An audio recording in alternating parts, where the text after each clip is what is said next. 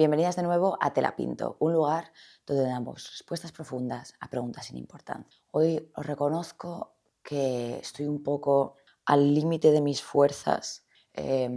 Ayer me pude llegar a pasar un poco saliendo de fiesta, cosa que hago poco, pero cuando lo hago claramente me entrego. Y yo sabía que tenía que grabar, y que tenía una ventana bastante escueta para grabar, pero no sé, me poseyó un ibris diciendo, no, ¿sabes? Lo vas a hacer.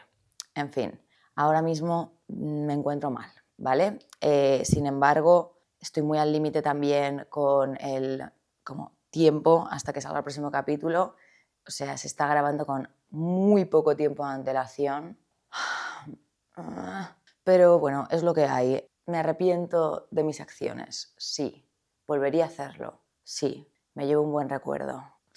Bueno, te la pinto hoy hablando de impostores, como seguramente has podido ver en el título, porque yo misma últimamente me estoy sintiendo un poco impostora. Creo que nos pasa a muchas, creo que nos pasa a muchos, sobre todo por lo que tengo entendido es algo muy de ser mujer, así que aquí estoy yo siendo de nuevo cumpliendo con la estadística de lo que está esperado de mí. Entonces nada, pues como dice mi amigo Balmon, un beso Balmon, él cuando no entiende algo se obsesiona y a mí me pasa un poco lo mismo. Y cuando tengo así una sensación muy heavy me obsesiono y me pongo un poco a deep divear en el mundo de aquello que no acabo de entender. En este caso, bueno, no es que no entienda yo mi sensación de impostora, pero es verdad que como que me ha venido un poco por la espalda a atacarme últimamente y estoy como perdiendo un poco el foco, en plan, ¿para qué estaba haciendo yo esto? Que no me acuerdo. O sea, ¿por qué estaba haciendo yo esto? Entonces nada, dije, bueno,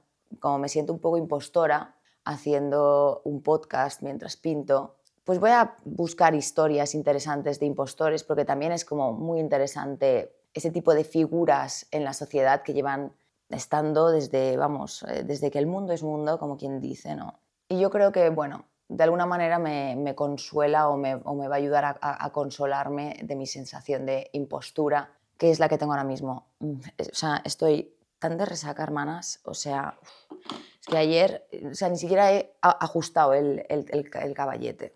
Os cuento, porque ayer fue el opening party, el vernissage de Mairit, que es un festival de diseño chulísimo, del cual es director mi amigo y un colaborador del programa que estuvo en la primera temporada, Miguel Leiro, y en fin, al final se me fue de madre. Yo a las 9 dije, tengo una hora aquí en mí de batería, o sea, puedo hacer una hora más. 3 de la mañana estaba yo entrando por la puerta de casa, tengo un problema grave.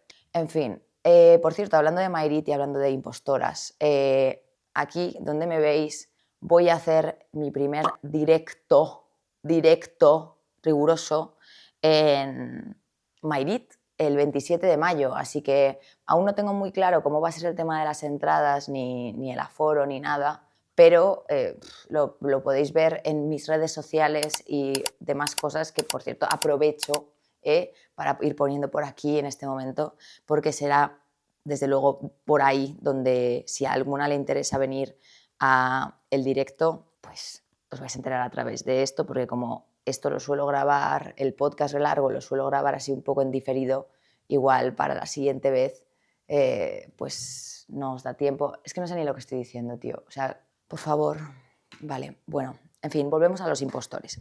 Una cosa que estaba pensando mucho es sobre ese síndrome, ¿no?, del impostor, que creo que es como un nombre raro para el síndrome este de sentirse impostor, ¿no? Porque un impostor está como engañando a posta, ¿sabes? Intentando como formular de otra manera la realidad a su alrededor.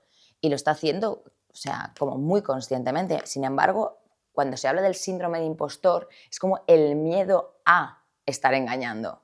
O sea, un impostor no tiene síndrome del impostor, no sé si me explico. Entonces, como que me pareció interesante la paradoja, ¿no?, de que el síndrome no estaría sentido por aquello después de lo que ha sido llamado. Joder, dejadme en paz, ¿vale? Quiero decir, no puedo hablar, no puedo pensar. O sea, esto es muy fuerte. Jamás O sea, nunca más, nunca más. Tengo 30 años, no puedo correrme esas fiestas. No puedo ni pensar. Así que, mira, cortinilla, y os voy a contar la historia de 2 impostores increíbles, súper fantasía, porque es que a mí me fascinan los impostores. En plan, es una figura increíble. En fin, otra vez repitiéndose. Qué mal hoy. Bueno, estos impostores son de nuestra historia relativamente reciente, no son impostores necesariamente criminales, porque obviamente hay impostores que han hecho crímenes bastante jodidos y tal. No vamos a hablar de ellos, vamos a hablar de otro tipo de impostor, mucho más fantasía, que casi os diría que pueden llegar a despertar mi empatía. Y que si lo pensamos o si lo piensas, muchas veces dicen casi más sobre la sociedad a la que están engañando que sobre el impostor mismo, ¿no? Porque a veces parece que cada época produce al impostor que más necesita o que más desea. Y esas son un poco las historias que vamos a ver hoy. Así que nada, antes de que, no sé, vomite aquí en directo, vamos a empezar con la cortinilla. Te la pinto, yeah. Te la pinto, yeah. Te la pinto, yeah. Te la pinto, yeah. Just hold me at night. Te la pinto, yeah. Te la pinto, yeah. Te la pinto, un podcast de Clara Escalera. Bueno, empezamos. Los impostores son figuras que marcan muchísimo los lugares por los que pasan, o sea, como que los traumatizan, ¿no? Y los transforman de alguna manera para siempre. Vivimos bastante obsesionados con desenmascarar impostores porque realmente está escrito en nuestro ADN. En plan, solo sobrevivimos en comunidades que consideramos o que son seguras, de las que nos podemos fiar. Y tratamos a los impostores como si fuesen anomalías, como si aparecieran desde fuera para contaminar un sistema sano. Pero mi sensación es que a veces ocurre un poco al revés. A veces, más bien, el impostor es fabricado por su contexto, por su época, en vez de como irrumpir en ella. Como que no surge del vacío para alterar un entorno. Surge allí donde la sociedad tiene hambre de algo, pero que todavía no sabe nombrarlo. Exotismo, redención, prestigio, cercanía al poder. Lo que hace al final el impostor es detectar esa carencia mejor que nadie y entiende algo fundamental, que es que los sistemas muchas veces no funcionan por la rigurosa verdad, sino por códigos. En ese sentido, el impostor no se parece tanto como al criminal clásico y es más como un hacker, ¿no? Que bueno, a ver, también es potencialmente un criminal, pero realmente, bueno, quered entenderme, ¿vale? Eso, que se parece un poco como a un hacker.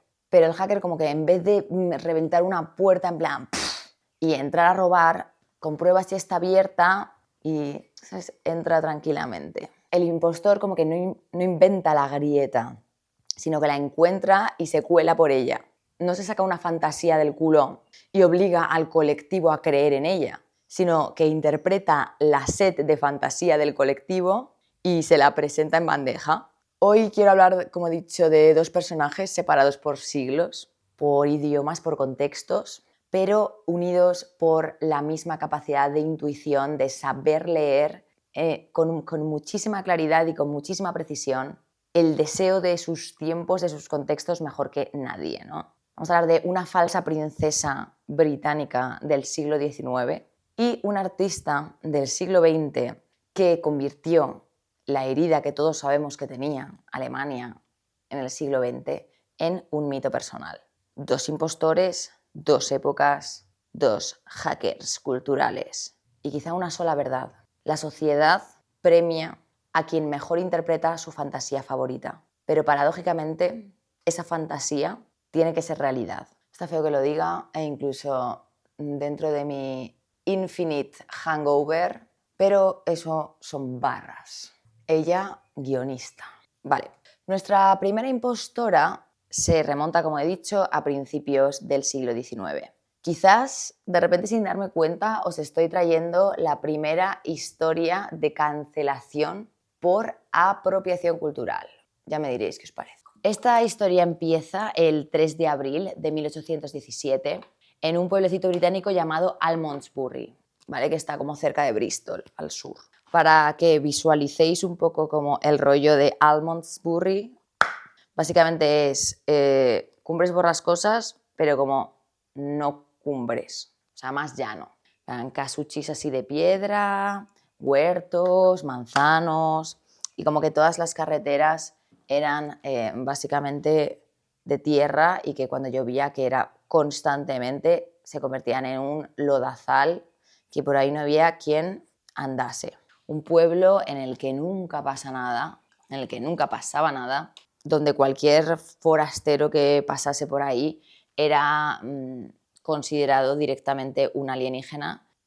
Y ese 3 de abril de 1817 apareció un alienígena. Se trataba de una chica joven, con una piel preciosa, morena, con unos ojos grandes, también decían que tenía cejas arqueadas y estaba vestida con una ropa extraña, o que se consideraba extraña, porque era como oscura y no tenía las formas de la típica ropa que llevaban las mujeres en esa época en Inglaterra, y sobre todo llevaba un turbante en la cabeza. Entró en el pueblo medio desquiciada, llamando a las puertas, como haciendo gestos, hablando un idioma que nadie entendía y parecía que necesitaba ayuda. Como nadie entendía nada de lo que estaba diciendo esta chica, la llevaron ante el supervisor de pobres del pueblo. Antes en Inglaterra había una figura que se llamaba supervisor de pobres, que era básicamente un funcionario público que se encargaba de repartir, digamos, las riquezas de los ricos para ocuparse, pues, de los que no podían permitirse vivir una vida digna, porque el sistema, o sea, el gobierno central no era capaz de ocuparse de eso a una escala total y general, entonces lo hacían como por parroquias. Entonces el supervisor del pueblo, pues, se dedicaba a recaudar impuestos de los ricos para, pues, dar de comer a los vagabundos, a gente así. O sea, esto era la teoría, ¿no? Porque la realidad al final era que, bueno, o sea, lo que intentaban era, pues, evitar gastos, ¿no? Entonces, nada, llevan a esta chica al supervisor de los pobres, y el supervisor de los pobres, que fue totalmente incapaz de sacarle una palabra en inglés a la tía, dijo: mira, esto es totalmente superior a mi salario, a mis capacidades, a mis ganas de vivir, voy a entregar a esta chica al señor más inteligente, más educado del pueblo, con la casa más grande, y a ver qué dice él. Porque una cosa que hacían con los pobres, con los que no sabían qué hacer, era mandarlos a una casa de correcciones, que era un sitio como entre una cárcel y un asilo. Pero bueno, aún así costaba dinero a la sociedad, ¿no? Bueno, entonces el supervisor de pobres llevó a esta joven muchacha a la casa más grande de la zona, que se llamaba Knowle Park, donde vivían el magistrado Samuel Worrall y su mujer Elizabeth Worrall. Como en cualquier tipo de pueblo rollo jerárquico en el que están, pues, las clases campesinas y jornaleros, luego están, pues, la clase más media, que podría ser, pues, el funcionario el supervisor de pobres. La clase más alta eran Samuel Worrall y su mujer, y ellos al final tenían la última palabra de si mandar a esta chica a la casa de correcciones, mandarla a la cárcel o lo que fuese que considerase. Bueno, entonces llega esta chica a la casa de Samuel Worrall. Para que os hagáis una idea, la Inglaterra del siglo XIX era una Inglaterra que tenía una resaca de guerras parecida a la que tengo yo hoy. Estaba totalmente agotada, aburrida, no pasaba nada, la economía estaba por los suelos, los caminos del país estaban llenos de gente desfigurada que había luchado en las guerras, como veteranos de guerra que estaban demacradísimos, pidiendo como pan y tal, y luego las clases altas estaban en sus salones de té, tomando el té, aburridos como, vamos, piojos, sin que pasase nada nuevo y haciendo lo mismo que llevaban haciendo siglos.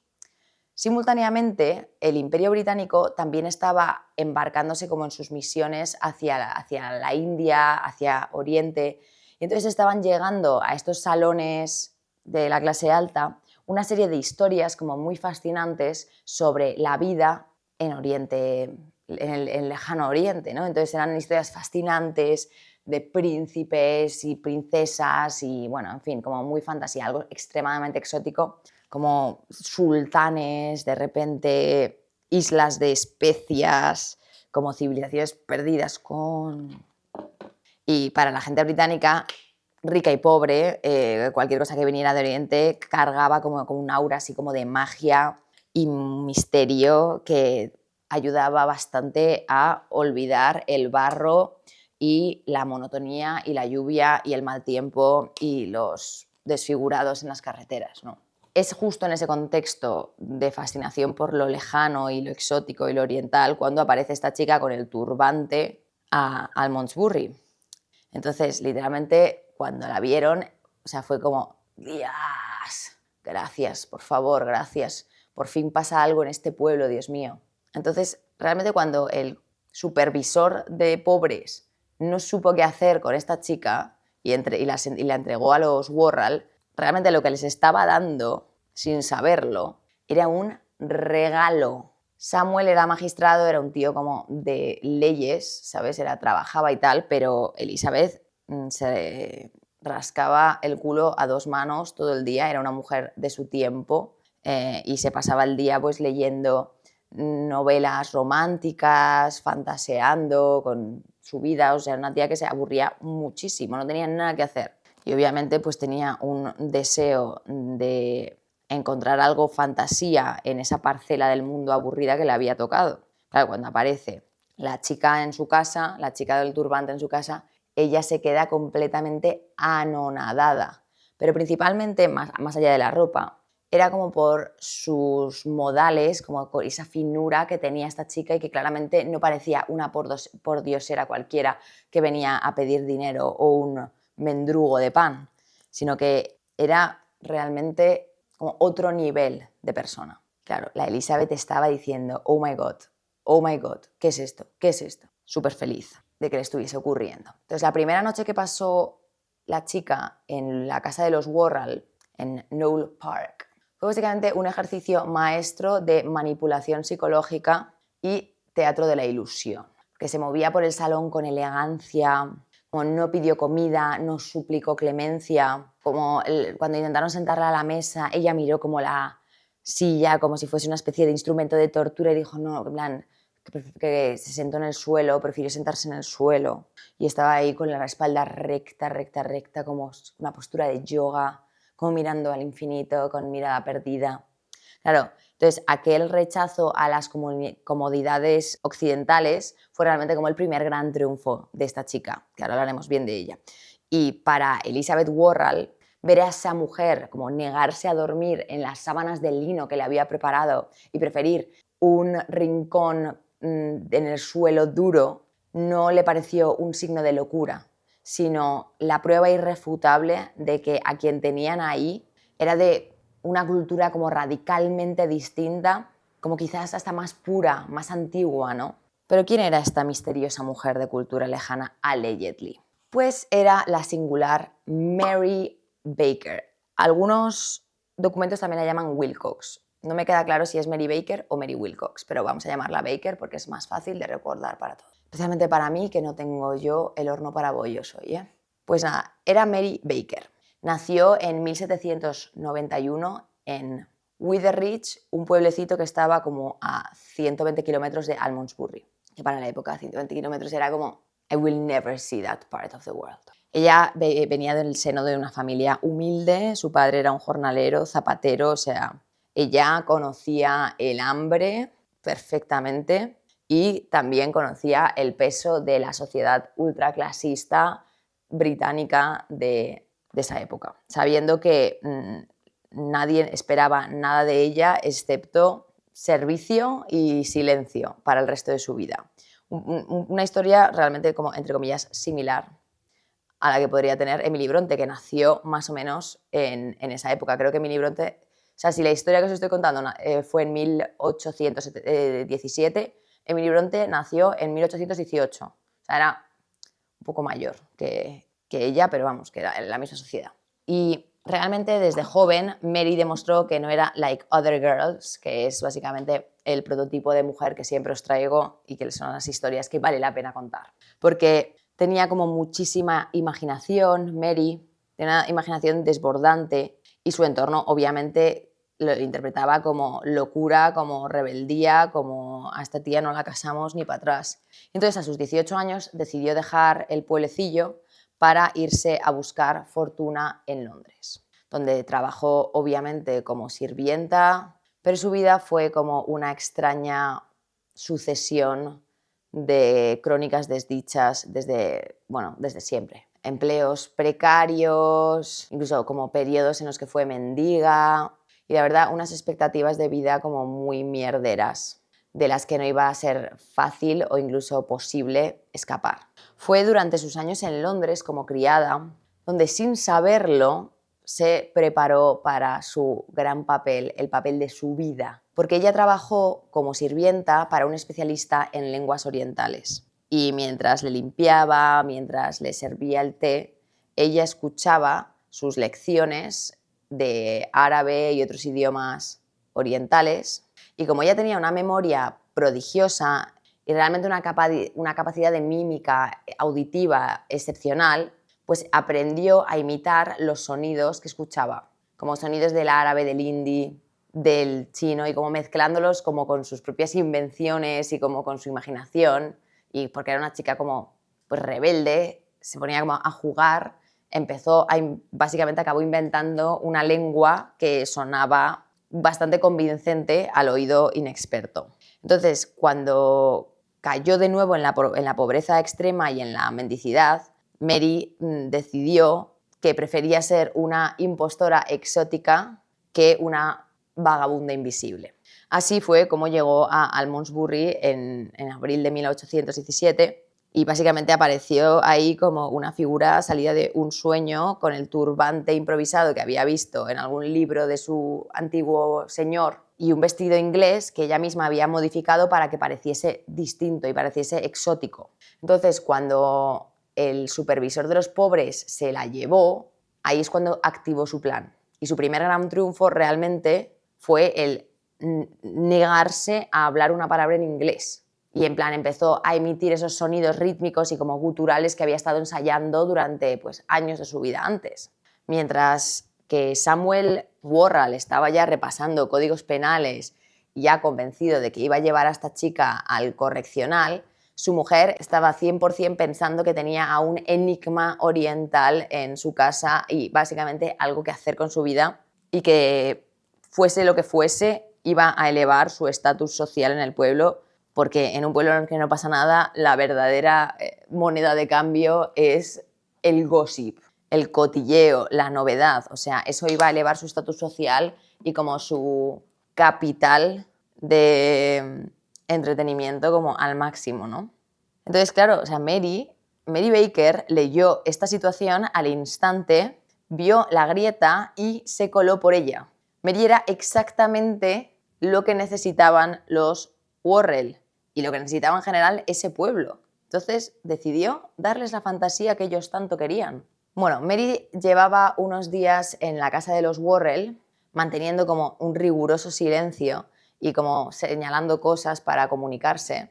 Y Samuel Worrell estaba empezando un poco a perder la paciencia, en plan a no saber qué onda hacer con esta chica, en plan no sé qué es lo que tenemos entre manos. O sea, él no estaba tan entusiasmado como su mujer de tener a la chica misteriosa en casa. Estaba empezando un poco a perder la paciencia. Entonces fue cuando se corrió el rumor de que había un marinero en el puerto de Bristol portugués que sabía hablar múltiples idiomas y dialectos orientales. Este marinero se llamaba Manuel Eineso.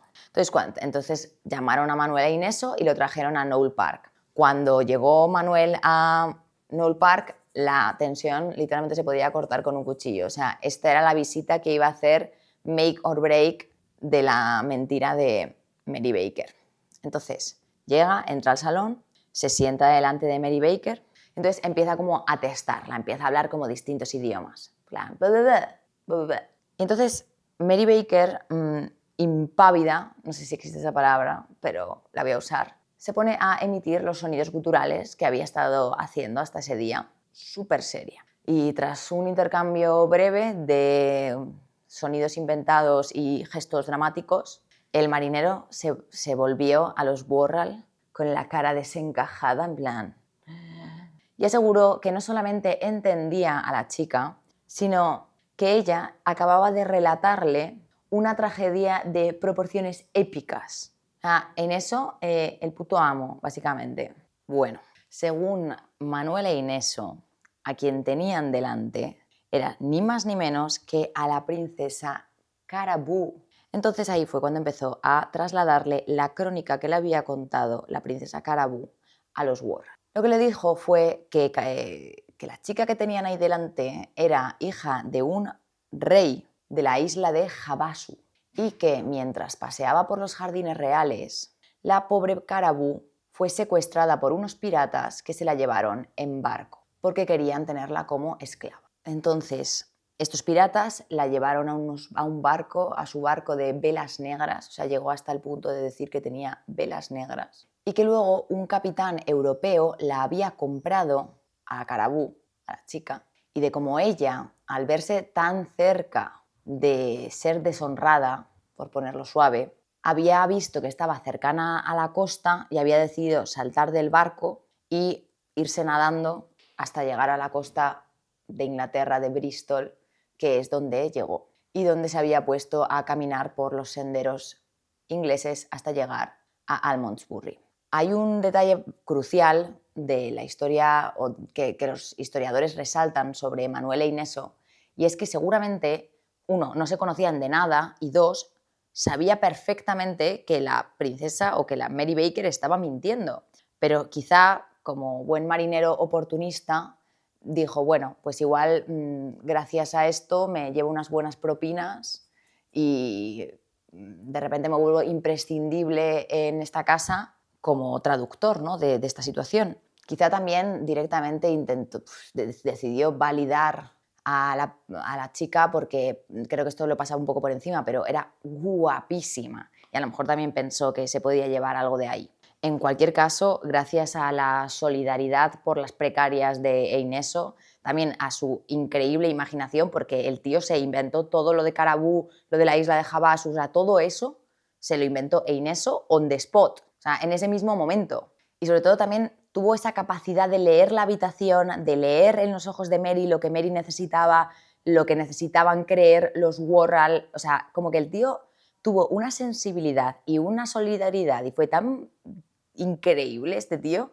Bueno, el caso es que de repente las excentricidades de Mary Baker, de no querer sentarse en una silla, de no sé qué tal, tuvieron sentido, tuvieron contexto, tuvieron un lore que se comieron con patatas. E en eso le dio un nombre y le dio una legitimidad a Mary Baker que Mary necesitaba para que los Worrall dejaran de tratarla como una prisionera y empezaron en ese mismo momento a tratarla como si tuviesen a una reina invitada en su casa, exiliada y con una historia como súper dramática. Y tal cual como vino, Manuela Ineso se fue y le regaló ese trono a Mary Baker.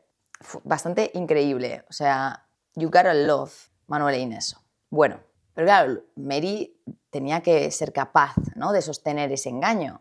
Y la realidad es que lo hizo con una precisión literalmente casi psicótica. O sea, una atención al detalle increíble. Ella construyó una identidad completa alrededor del relato de Ineso. En plan, un universo lingüístico y una cosmología visual que saciaron hasta la última gota de sed de fantasía que necesitaban los Worrall y el pueblo. Primero, el idioma. O sea, su idioma no era whatever, en plan... Bla, bla, bla, bla, bla, bla. O sea, ella entendió que para que un idioma parezca un idioma, tiene que haber repeticiones. O sea, tienes que ser capaz de escuchar la misma palabra varias veces. Entonces, literalmente se empezó a inventar palabras, pero directamente. Entonces, por ejemplo, a Dios le llamaba Alá Talá, obviamente viniendo como de Alá. Al cielo lo llamaba Sama. A la comida, tapa. A su padre lo llamaba Narna y a la madre Muchri. Cuando algo le gustaba, decía Bací. Y por ejemplo, cuando los Worrall le presentaban a alguien, es que ahí es donde está el verdadero genius de Mary Baker. Cuando los Worrall le presentaban a alguien, ella hacía como una reverencia en plan... y saludaba a esa persona diciendo Fizzy Man. Entonces es como muy genius porque es como lo suficientemente exótico para que suene, bueno, exótico, pero tiene como la misma estructura del inglés para que sea como memorable. Entonces, claro, ella también le estaba dando a los ingleses, a los Worrall, a sus invitados, a toda esta gente, como algo en lo que agarrarse de decir, ¡buah, estoy aprendiendo este idioma!, ¿no? Porque se podían acordar de lo de Fizzy Man. Era, y claro, y se lo pasaban genial los aristócratas de ese pueblo diciendo Fizzy Man, estoy hablando un idioma extranjero, jajaja, tal. Les flipaba, ellos estaban living. La tía llegó a los extremos de inventar un sistema numérico, nombres para cada día de la semana, o sea, literalmente dándole una profundidad académica a la farsa que era, o sea, aterradora. Pero la prueba de fuego llegó cuando la pusieron frente al lingüista, un tal doctor Wilkinson. Este era un lingüista súper reputado, no sé qué, que llegó con todas las ganas de desenmascarar a Mary Baker. Pero ella le recibió con muchísima calma y se puso la tía a escribir el idioma este que se estaba inventando, que eran como unos símbolos además preciosos, que los pondré por aquí, como entre árabe, hindi, no sé qué. Empezó a hacer como todos los símbolos, unos caracteres de Habasu en como unas hojas de papel. O sea, lo que estaba haciendo era como símbolos árabes con como formas geométricas que ella se iba inventando on the spot. O sea, era, en fin, diva. Y mientras lo hacía, la tía explicaba mediante gestos que esto se trataba de una lengua sagrada de su pueblo, de sus gentes, y que básicamente era, bueno, en fin, real. Y Wilkinson, el doctor Wilkinson, se quedó absolutamente frozen porque no estaba preparado para lo preparada que estaba realmente Mary. Entonces, Wilkinson le mandó las pruebas o el papel que había escrito Mary a sus amigos de la Universidad de Oxford, que antes de admitir que no tenían ni idea de lo que estaban mirando, emitieron informes que aseguraban que era un dialecto perdido antiguo que estaba entre el siriaco o un dialecto de las islas del archipiélago malayo. O sea, que Oxford no la llamara mentirosa fue como su grandísimo o sea, fue el sello de ¡puah! O sea, autenticidad, definitivo, esta tía es la princesa Carabú. En fin, yo creo, mi sensación es que Mary estaba ahí sin dar crédito, o sea, sin dar crédito a lo que le estaba sucediendo. Entonces, los Worrall la instalaron en la mejor habitación de Knowle Park, la empezaron a cuidar como, bueno, pues como tenían a una princesa exiliada. Entonces, por ejemplo, Elizabeth le compró como unas telas increíbles, unas sedas espectaculares, para que literalmente Mary se entregara a darles la fantasía, ¿no? Entonces, con esas telas diseñaba vestidos que eran espectaculares, luego se hacía los turbantes mucho más sofisticados, con joyas o plumas que les regalaban, llevaba túnicas largas, cinturones anchos.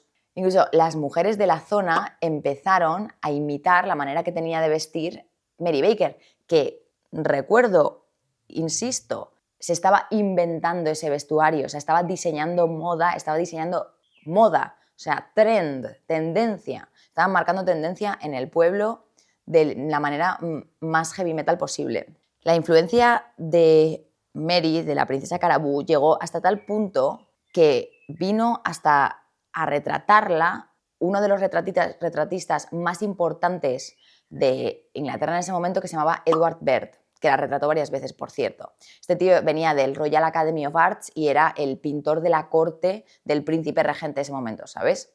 Y ella posando como una absoluta diva, ¿sabes? O sea, ella estaba, o sea, campesina, ¿quién? Entonces, las tiendas de la zona de Bristol se empezaron a llenar de imágenes y de grabados de Mary Baker, y la gente ponía la imagen de Mary Baker en sus casas como si fuese la foto de la reina de Inglaterra. O sea, es que es muy fuerte. Todo el mundo sabía quién era la princesa Carabú.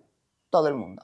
Dentro de la mansión de los Worrall, en Knowle Park, Mary imponía absolutamente sus propias reglas. Solo comía vegetales, se rechazaba la carne, cuando bebía té o agua saludaba la taza antes de beber, rechazaba cubiertos como contaminados por manos impuras. Si a alguien, por ejemplo, no le agradaba demasiado o le daba como malas vibras, hacía como una especie de ritual como para quitar las malas energías del sitio donde estaba la persona. La gente empezó a hacer eso también.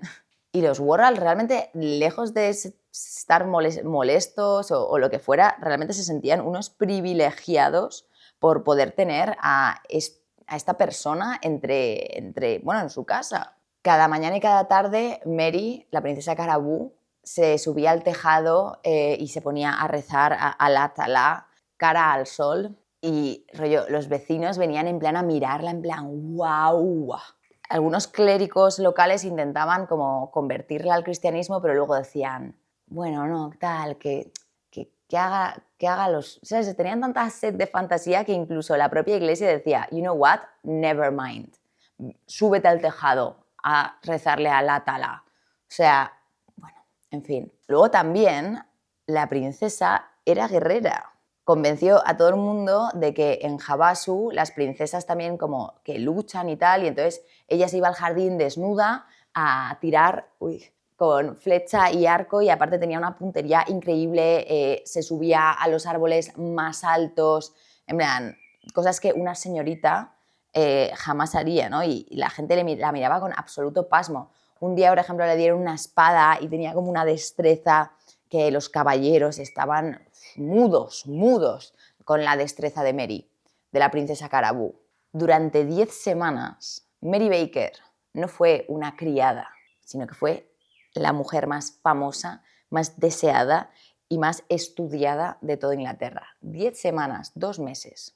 Mary se murió de éxito. Fue aplastada por su propia fama. El final del reinado de la princesa Carabú no acabó por la propia Mary. Llegó por la propia magnitud de su éxito. En junio de 1817, 2 meses después de que apareciese por el pueblo, su fama era tan grande que el Bristol Journal hizo como una crónica, un reportaje sobre ella. Y este papelito viajó por Inglaterra hasta llegar a manos de la señora Neal, que era dueña de una modesta pensión en Bristol y que había despedido a Mary Baker hace unos años precisamente por deshonestidad.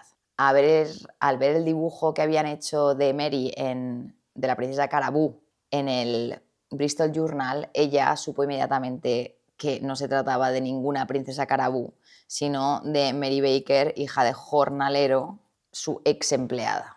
Entonces, viajó hasta Knowle Park, como lo hacían muchísimas personas, y al encontrarse en el salón con Mary, le dijo, pero Mary, naughty girl, ¿qué haces aquí con ese vestido? Entonces Mary se intentó hacer la longis, en plan, what, tal. Siguió con el personaje, pero la señora Neal no se lo tragó. Y entonces empezó a explicarle a Elizabeth Worrell toda la historia de Mary, bueno, a Elizabeth Worrell y a todos los invitados de ese momento, la historia de Mary, de que era hija de jornalero, de que había sido su sirvienta en Devon, que se llamaba Mary Baker o Wilcox, y que si no la creían, que podía mandar a buscar a su padre y que su padre la iba a reconocer en el instante. Entonces Elizabeth se la llevó a otra habitación y al final pues Mary confesó con el acento británico del sur de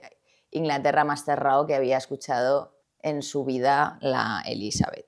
Cuando a Mary le preguntaron por qué había engañado, ella fue súper sincera y dijo, porque yo también quiero tener una vida fácil, como la gentry. Yo también me merezco esto. Lo lógico hubiera sido que los Worrell, siendo Samuel magistrado, la hubiesen puesto en prisión, vamos, definitivamente. Pero como estaban literalmente tan humillados por haberse creído semejante patraña y no querían, ¿sabes?, hacer un juicio que iba a ser súper público, no sé qué, básicamente que se iban a cargar su propia reputación, en plan de estos dos crédulos, estos dos idiotas que se han creído la historia de una criada, han sido engañados por una criada, ni más ni menos, pues decidieron que antes de generar un escándalo le pagarían un billete a Filadelfia para que desapareciera con dignidad. Le regalaron el viaje a Estados Unidos. En Estados Unidos, en Filadelfia, intentó hacer el tema de la princesa Carabú, pero tampoco le fue bien porque los americanos no estaban tan obsesionados con Oriente como lo estaban los ingleses. Y después de un tiempo volvió a Inglaterra, se instaló en Bristol, o sea, al lado de donde había hecho el engaño, la estafa, pero como que curiosamente nadie nunca la molestó, Y nada, finalmente, curiosamente, su último trabajo registrado fue el de suministradora de sanguijuelas, era importadora de sanguijuelas para un hospital local.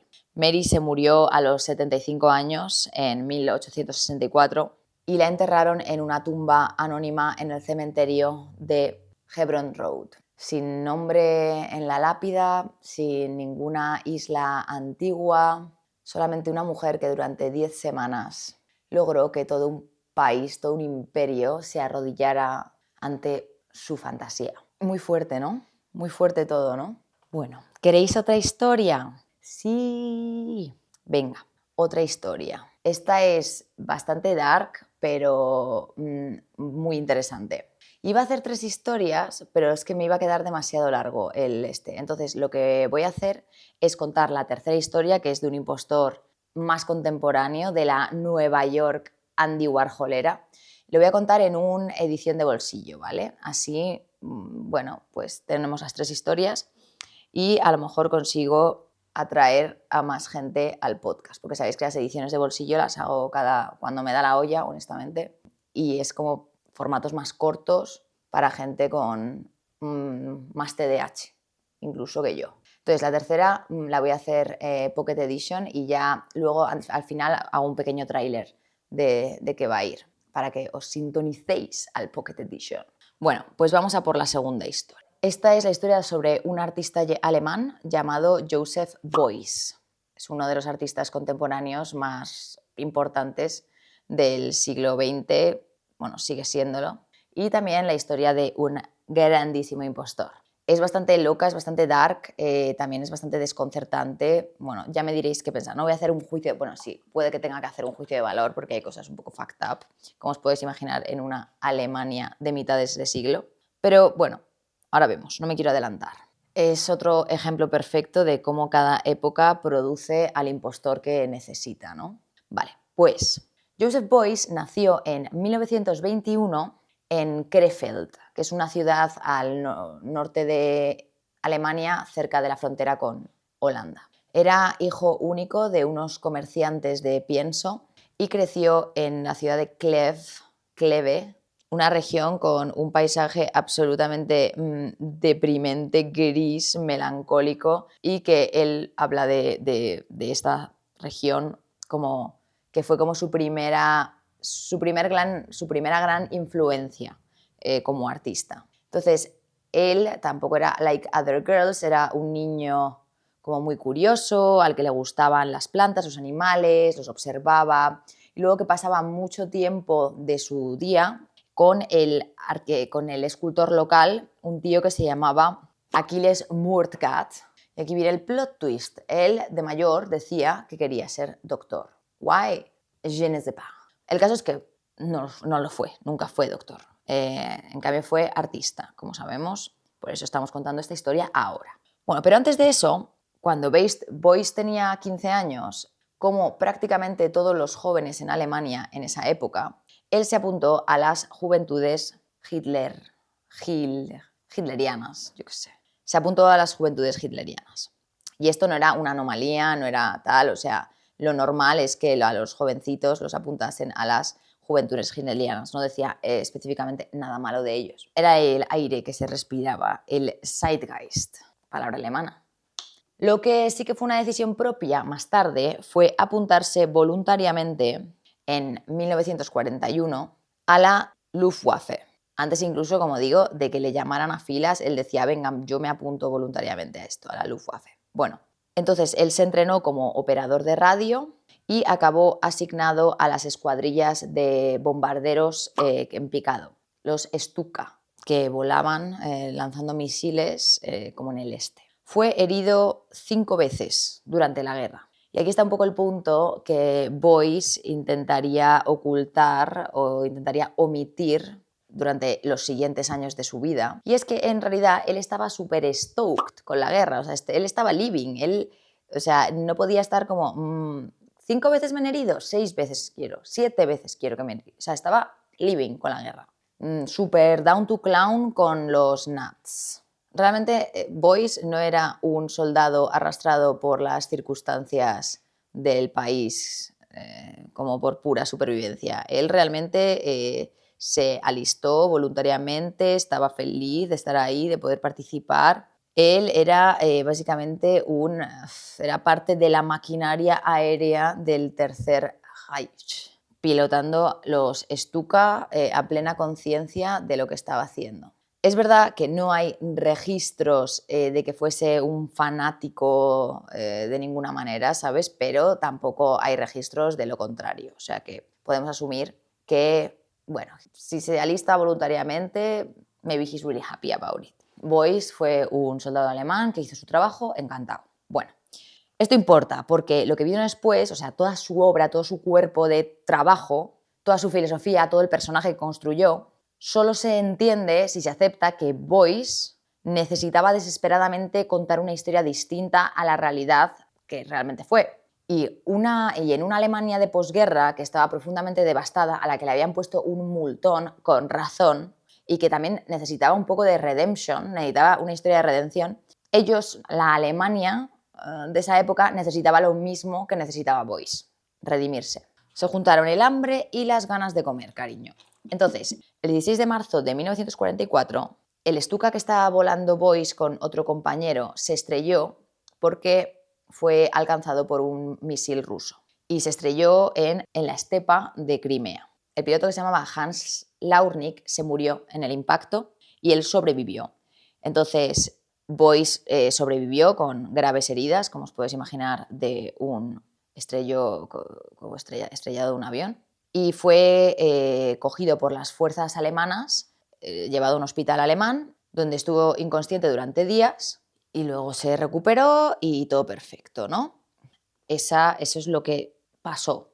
Lo que Boyce contó durante el resto de su vida y de su carrera fue una cosa completamente distinta e infinitamente más fantasiosa. Él dijo que tras estrellarse el avión, y mientras él estaba con estas graves heridas en la cabeza, básicamente inconsciente en medio de la estepa de Crimea, unos tártaros nómadas le recogieron y le sanaron. Y le sanaron a través de envolverle en mantas de fieltro, curar sus heridas con grasa animal, que le llevaron en trineo, que no sé qué. Bueno, dijo que estuvo así 12 días y que luego fue cuando fue devuelto a las fuerzas alemanas para volver a desempeñar su trabajo. Básicamente una historia de muerte y renacimiento, un soldado que entra en las fauces de la guerra y resucita transformado y sanado por la sabiduría de un pueblo antiguo, puro, tal. Un poco parecido también al rollo Carabú. Me pregunto si Joseph Boyce conocía la historia de Carabú. Es una historia preciosa y también es mentira. De hecho, no había tártaros nómadas en la zona de Crimea en ese momento porque hacía unos meses que Stalin los había expulsado a todos. O sea, por meses no había tártaros nómadas en la estepa de Crimea, por meses.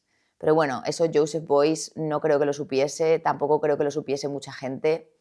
La estepa de Crimea básicamente estaba vacía, no había ahí ni Dios. Pero bueno, la verdad nunca interesa tanto como el mito.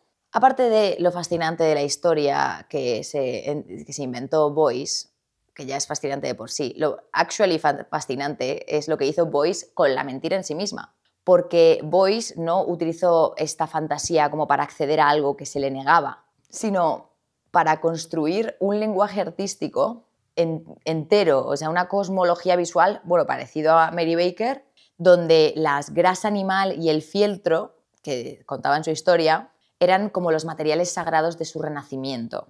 Cada obra que él producía era una extensión de esta historia y cada performance, porque él también hacía performance aparte de obras, era un artista contemporáneo, era un ritual que reactivaba y profundizaba este mito y lo hacía real. Voy a poner algunas obras, ¿no? Por ejemplo, El Trineo de 1969 es como la obra que resume todo, ¿no? O sea, es este trineo en el que rescataron con el fieltro tal y una antorcha de grasa, que era como las herramientas de su salvación, convertidas en arte contemporáneo, en reliquia, en algo de valor. O sea, básicamente en plan, es que es muy heavy, porque, bueno, como yo me invento una historia y creo toda mi lore a partir de ellos, es increíble. Luego está también la silla de grasa, que es básicamente una silla con una cuña de grasa encima, en plan, un rollo un poco el orinal de Duchamp, vamos, mismo pensamiento. Es como un poco ridículo y luego perturbador, ¿no? A la vez es como wow. Y un poco el altar a if you know, you know, ¿sabes? Que esto también era como muy de, si alguien lo veía en un museo era como, tú ves solo una silla con grasa, yo estoy viendo la historia de redención de Joseph Beuys, ¿sabes? Que es que si no lo entiendes, no lo entiendes, ¿sabes? Tienes que saber la historia. Luego estaba El traje de fieltro, que es una obra de 1970, que es una réplica exacta de la ropa de fieltro gris, que está colgada un poco como si el cuerpo que la habitó hubiese desaparecido. Es como si hubiese un hombre invisible. Pero donde Beuys se convirtió en otra cosa, en algo que va más allá del artista y ya entra en territorio chamán, fue con las performances, como os digo. Tiene una performance espectacular que hizo en el 65 en una galería de Düsseldorf, en la que se puso la cara entera de miel y pan de oro, o sea, tenía como una especie de máscara de pan de oro, pero que estaba pegada a la piel con miel, y llevaba una liebre muerta colgada del brazo. Entonces, lo que hacía Beuys era que él iba por la galería susurrándole a la liebre como cositas y le estaba explicando básicamente a la liebre como los cuadros que había en la galería. Además, como que los espectadores de esta performance tenían que ver la performance desde fuera de la galería. En fin, la obra se llamaba Cómo explicar los cuadros a una liebre muerta. Y la pregunta que planteaba era como, ¿con quién es más fácil hablar de arte? ¿Con la gente y el público que son unos basic bitches o con una liebre muerta? ¿Vale? Luego, mi performance favorita y la que es más chamánica y la que como que refuerza mazo el mito de Beuys es una que se llama Me gusta América y a América le gusto yo. I like America and America likes me. Y esta era el tío, ¿vale? Se va a Nueva York en avión, coge una ambulancia porque no quiere ni tocar, ni pisar, ni ver suelo americano. Se sube a la ambulancia, le tapan como con una manta incluso, llega a la galería, le suben en volandas a la galería y en la galería se mete en una jaula con un coyote salvaje y un bastón, la manta de fieltro suya icónica y revistas de Wall Street Journal que el coyote se dedica a destrozar y se mete ahí durante 3 días a estar con el coyote sin salir. Entonces, como que toda la metáfora que estaba intentando decir era como que el coyote era el Estados Unidos salvaje, ¿no? Que él quería como no conquistar, sino como llegar a una cosa de paz con él, ¿no? Un poco como ese rollo alemán, americano, ¿sabes? Que fue un poco problemático, como todos sabemos, un poco problemático, no, bastante problemático. Y nada, que eso, que venía a negociar la paz con Estados Unidos. Luego, tal y como vino en su ambulancia, se fue sin pisar ni mirar territorio americano. ¿Te puedes relajar, Joseph Beuys? ¿Te puedes relajar? O sea, en fin. Él necesitaba como construir una estética súper poderosa alrededor de estas acciones para que también fuesen súper memorables y realmente lo estaba consiguiendo. O sea, además es que tenía una cara y un aura y una vibra como súper especial. De hecho, a mí me recuerda, seguramente que he puesto fotos y no pongo una foto ahora, me recuerda a Walton Goggins, que tiene estas caras que parecen, o como a Willem Dafoe, que son como atractivos, pero son un poco uncanny, en plan, es como si llevase una prótesis, pero también es como, tal, y tenía una mirada como tal, y además, él como que entendió, igual de bien que Warhol, que por lo visto, o sea, que obviamente eran colegas, que el artista necesita como ese branding personal, necesita como convertirse en un personaje. Entonces, aparte de esa cara única, él siempre llevaba un gorro de fieltro y un chaleco como de pescador, siempre iba igual, ¿no? Y tenía como y era más alto y así como un poco torpón, o sea, como si llevase un disfraz de humano. Es que no te lo puedo describir de otra manera. En los vídeos seguramente lo veréis, porque de verdad que tenía como un movimiento en plan de como estoy llevando una especie de humano dentro de mí. Loco, increíble. Entonces, como encima tenía como todo ese mito, esa cicatriz, ese tal, era como que se le perdonaba como toda su excentricidad y es que se volvió un chamán, ¿no? Y aunque su Rosebud, por así decir, fuese el accidente de Crimea, o sea, eso era su Rosebud. Y realmente, si esa historia fuese real o ficticia o lo que fuese, al final era la historia que los alemanes necesitaban escuchar, que la sociedad necesitaba escuchar, que un alemán moría y resucitaba y se volvía una persona como espectacular. O sea, porque Alemania al final era un país que estaba, o sea, sumido en la culpa, no se podía mirar el espejo desde hace 20 años. Beuys sostuvo este mito durante más de 40 años. Empezó a contarlo en entrevistas a principios de los años 50 y continuó toda su vida hasta su muerte en los 80. Y nadie con suficiente poder o credibilidad le cuestionó nunca. O sea, sí que fue cuestionado, pero nadie con el suficiente estatus. Y de hecho, como que si había conseguido como este nivel de notoriedad que aunque alguien le cuestionase, era ese alguien quien acababa ridiculizado, en plan, you don't get it, you wouldn't get it, eres un básico. Bueno, increíble. Beuys se murió el 23 de enero del 86, 11 días después de recibir un premio súper importante, el William Lembeck o algo así, y dio uno de los discursos más emotivos sobre cómo el arte en realidad es una herramienta de transformación social súper importante, que no sé qué, porque él, al final de su vida, se metió en política a nivel que fue el fundador del Partido Verde Alemán. En plan, él hizo una obra que se llamaba como Trees, Rocks o algo así, en el que vendía piedras y con cada piedra, en plan, pero menires, y con cada piedra plantaba un árbol. O sea, era un tío como, en fin, bueno. Este tío se murió siendo un icono, mazo buena persona, un ecologista, un salvador, o sea, era lo puto más. O sea, es que nada quedaba de aquel soldado que se había alistado voluntariamente antes incluso de ser llamado en la Luftwaffe, ¿sabes? El Guggenheim haciendo retrospectivas, sus obras están en el Tate, en el MoMA, en el Pompidou, en literalmente todos los museos que importan, o que importan ahora y que importaban en ese momento.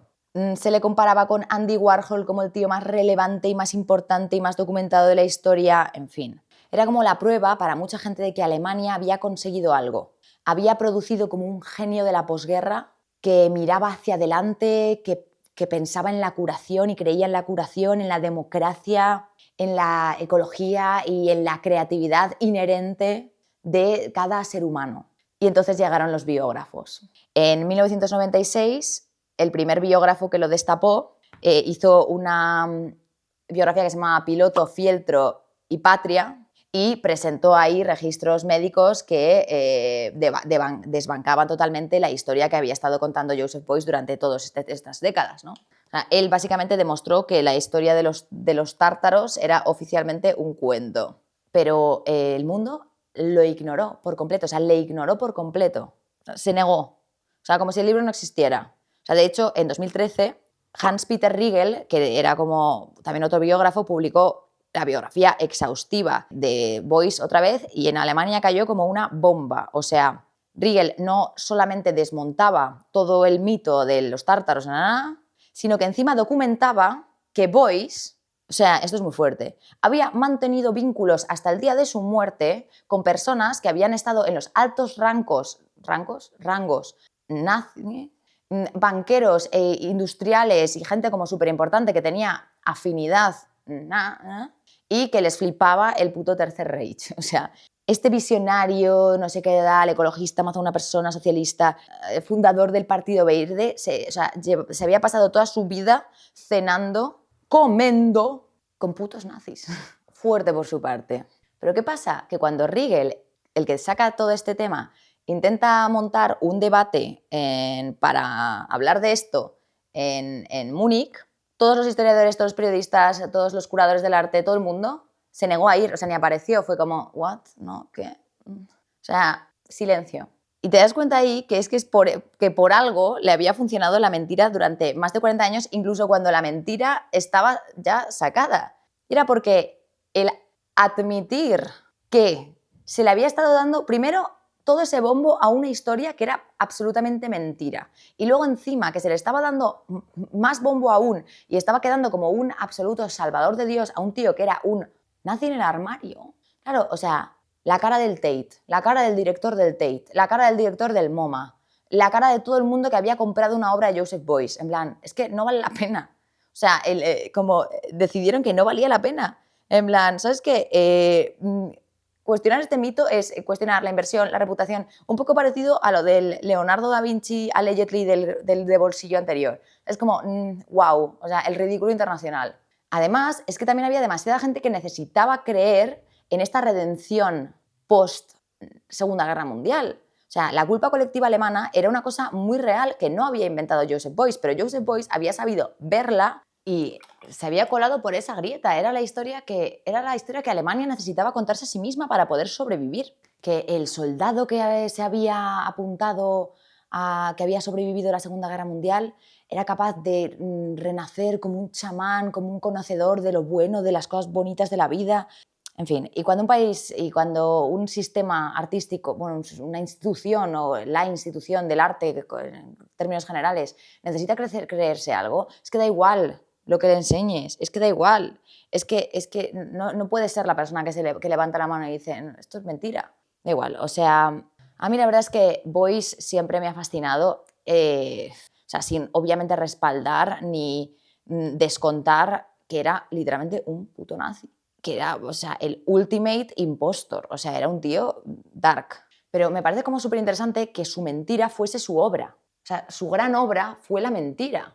Y es interesante como la obra de arte de este tío solo se comprende al final y verdaderamente cuando sabes que es mentira. O sea, creo que es incluso más sorprendente cuando te das cuenta de que todo era un mito. O sea, la gente cuando estaba en ese momento creyéndose la movida decía, ay, qué interesante, qué profundo tal. Pero ahora tú le añades esa capa meta de decir, hostia, es que el pavo estuvo, es que se montó un lore entero, una cosmología, un mito, o sea, es brutal, es brutal.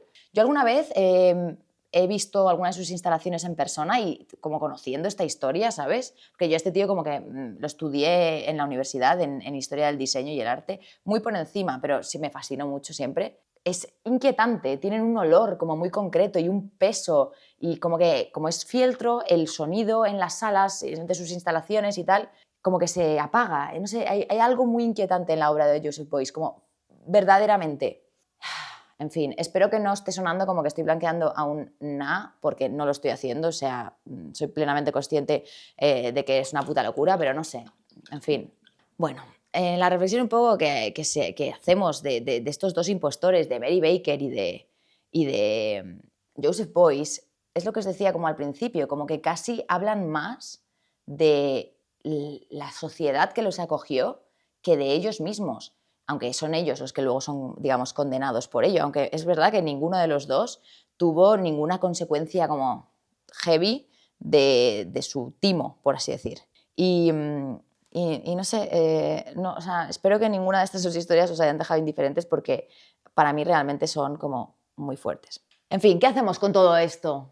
Porque es como un poco conflictivo, ¿no? Es difícil hacer como el juicio moral de algo cuando ves como toda la foto, no solamente como el engaño y lo mal y tal, sino también eso que os digo, o sea, como ese contexto que necesitaba esta fantasía. Porque, o sea, lo cachondo de los impostores es que aparte de ser como auténticos ilusionistas, es que funcionan como espejos. Es que no es que los impostores te engañen a tu pesar, sino que te engañan gracias a ti, ¿sabes? Mary Baker no inventó la obsesión orientalista británica, ni tampoco Beuys inventó la culpa alemana. Solo vieron como con una claridad brutal lo que la gente estaba queriendo comprarle. O sea, este tipo de impostor no te roba, porque sí que hay algunos que son muy turbios, que sí que te roban, que te hacen crímenes, sí. O sea, este tipo de impostor te vende lo que ya quieres comprar. Y eso también es lo que te deja un poco como descolocado con historias como estas. Porque te pones a pensarlo y dices, claro, o sea, la pregunta no es exactamente cómo pudieron engañar a tanta gente, sino qué hambre tan específica y en realidad tan vergonzosa, porque realmente es como muy vulnerable, es muy profunda. Pues tenía la Inglaterra del 1817 y la Alemania de los años 50 para querer creer a estos dos personajes transformados como en estas ideas que querían comprar, ¿no? O sea, como decía, es que el impostor no crea la grieta, la encuentra. Y si la grieta existe es porque algo ya estaba fallando de antes. Mi frase favorita, que uso muchísimo, de Truman Capote, es la de no dejes que la verdad se interponga en una buena historia.